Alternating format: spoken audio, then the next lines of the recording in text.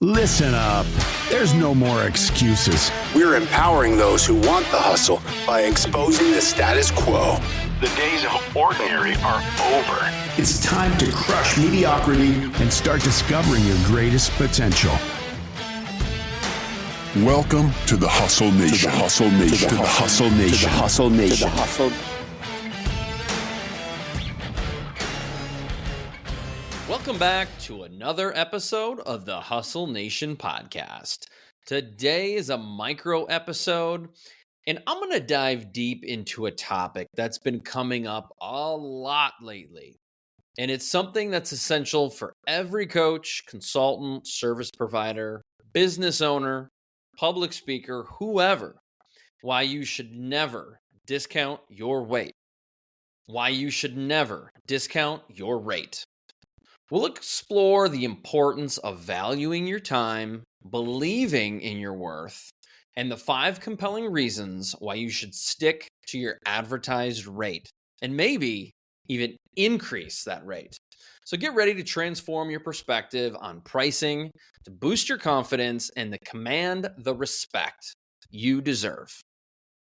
First and foremost, let's talk about valuing your time. As a professional, your time is the most valuable asset you have. When you discount your services, you're essentially undervaluing the hours of expertise, the time you've invested in your career, and the experience and knowledge you bring to the table. It's crucial to recognize that your time is precious.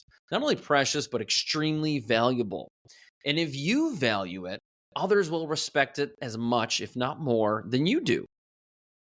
Sidebar, as a young professional, I always said that I valued my time, but I never did.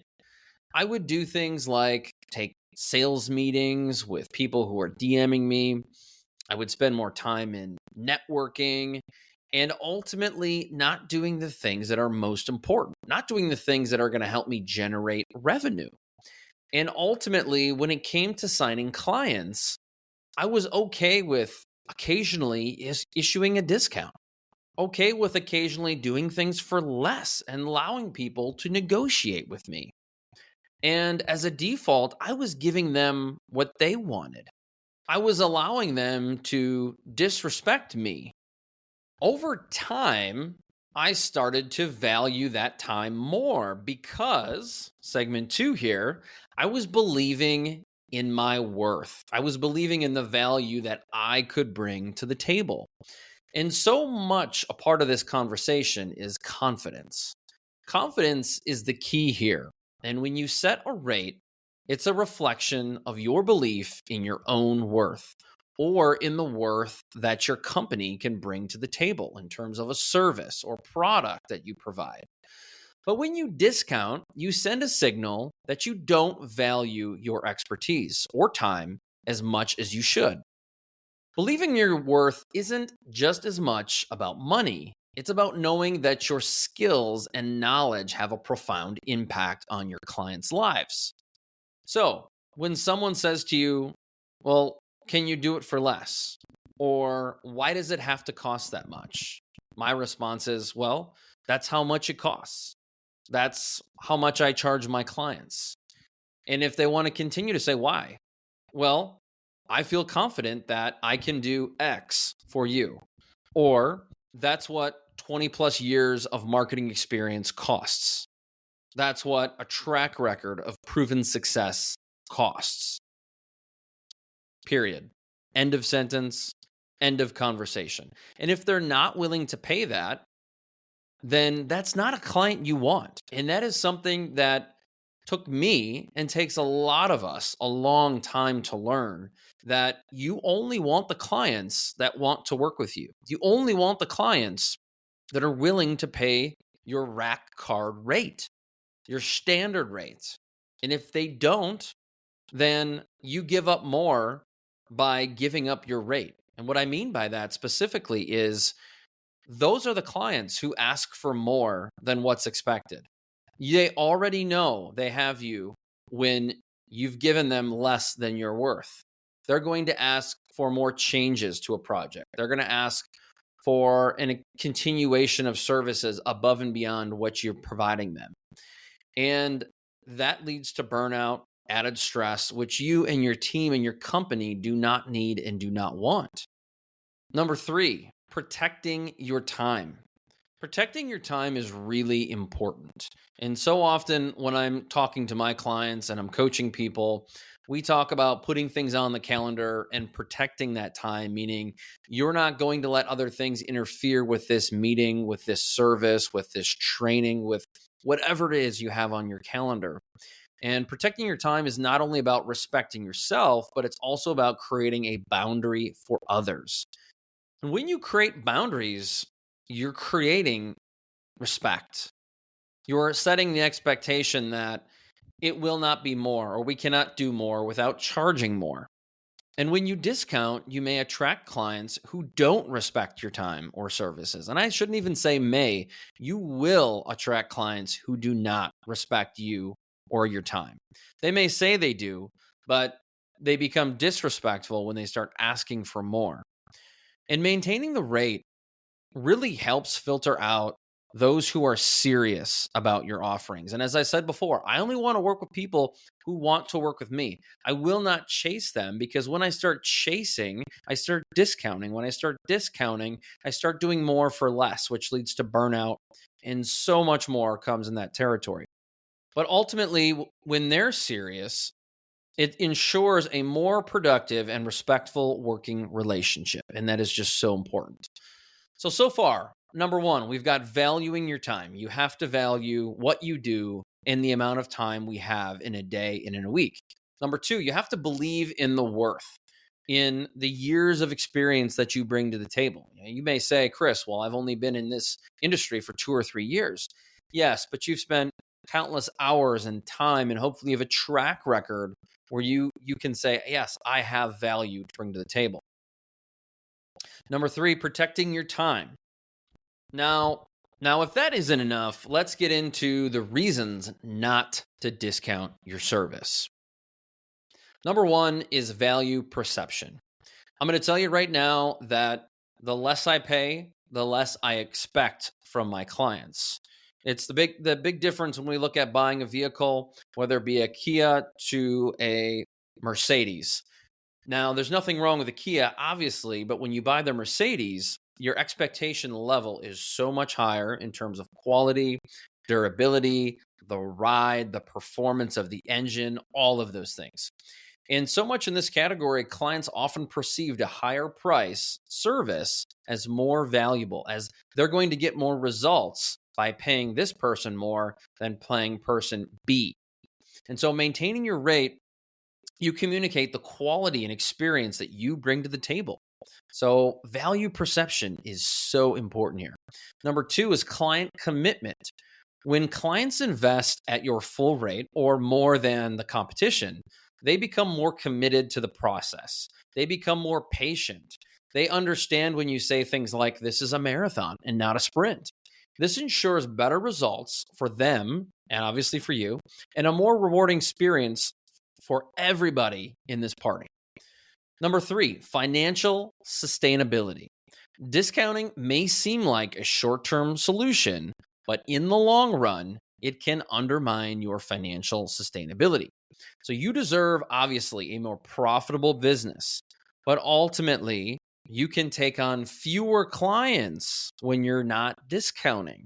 Therefore, you have more time to give them the utmost attention, to give them the best service that they deserve and that you want to give. But it's just not sustainable to discount that service. Number 4, and this one goes overlooked a lot, is brand integrity. Consistency in pricing builds trust. It maintains your brand integrity, and it shows that you stand by your services and your value. One of the worst things you can do, especially in a small town, a small metropolitan area, is start charging everybody a different rate and for no rhyme or reason other than the fact that they want to beat you up on price. Now, that tells other people, because obviously people talk, that yeah, if you just ask Joe for a discount or you ask Chris for a discount, yeah, you can work him down a little bit. And that's not good for your business or for that sustainability we just talked about. And that which leads into number 5, which is pure respect. In your industry, in my industry, your peers and competitors respect professionals who maintain their rates. In fact, if you take a look back at the people in your industry you respect the most, or maybe you look up to, it's likely those who are the most successful, those who are making the most amount of money. Chances are these are not people discounting their rates. They are not a slave to their clients. So, this is ultimately going to elevate your status and credibility. Now, if you look back at those 5 reasons why not to discount and you come up with excuses as to why you can't do them or any of them, you're likely going to continue to run and spin in this hamster wheel for years to come. It's going to bring a lack of sustainability. It's going to bring more stress and more burden upon yourself, your family, and your company. And that is not going to lead to true success. Now, I'm not saying that you should just go out there and raise your rates, but number one, you should have a sustainable rate to begin with. And so often when we have this conversation, it is important to look at the industry both locally, regionally, and nationally. And it is okay to raise your rate. And I would argue that for many of you, you should raise your rate because it comes with that higher level of expectations. It comes with that higher level of respect. People will give you space rather than checking in every week. How is this project going? How is this project going? It will, in fact, help your business if you can charge more. But the reason most of us don't is because we do not believe we can get away with that. We do not believe in our service. We do not believe in our ability. We do not believe in the value we can create for a client. And so, what I'm getting at here is that this is as much a mindset thing as it is anything else. Is we can choose to believe we are worth it, or we can choose to believe we are an imposter. So when it comes to mindset, attitude, thinking, body language, all these things, you either choose to be that way or you can choose to not be that way. So when these thoughts of negativity pop into your mind, you have to flip the switch and say, I'm not going to allow myself to think that or to believe that. I am going to choose to believe that I am worth $150 per hour or whatever that rate might be. I'm going to choose to believe that I can and I will provide my clients the best possible service that they can get. And when I believe in myself, when I believe in my process, my service, my price, guess what that customer is going to think? Guess what that customer is going to say? They're going to be patient. They're going to be excited to work with you. They're going to be excited to cut you that check. And that is where all of this comes together. Is so much of it is a mindset over anything.